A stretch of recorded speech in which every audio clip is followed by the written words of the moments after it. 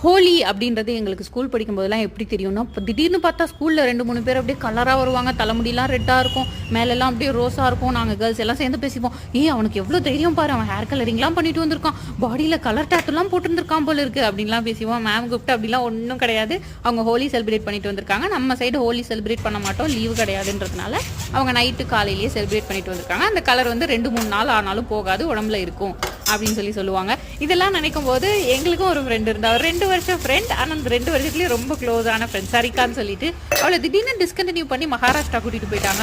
அவங்க வீட்டு சப்பாத்திக்கு நாங்கள் வந்துட்டு அடிமை. அவள் ஹோலிக்கு செலிப்ரேட் பண்ணிட்டு வந்து எங்களுக்கு டீட்டெயில்ஸ்லாம் சொன்னதுக்கப்புறம் தான் நைட்டு வந்து இந்த மாதிரி சொக்கப்பானை நம்ம கொளுத்துற மாதிரி கார்த்திகை தீபம்க்கு அவங்க ஹோலி நைட்டே கொளுத்துவாங்க அப்படின்ற டீட்டெயில்ஸ்லாம் எங்களுக்கு தெரிய வந்துச்சு. இப்போ அவள் ஞாபகம் திடீர்னு வந்தோடனே எங்கிருந்தாலும் வாழ்க, எங்கேயோ நீ நல்லா இருப்ப அப்படின்னு நான் நினச்சிக்கிட்டேன். Happy Holi. Thank you for watching. Bye bye.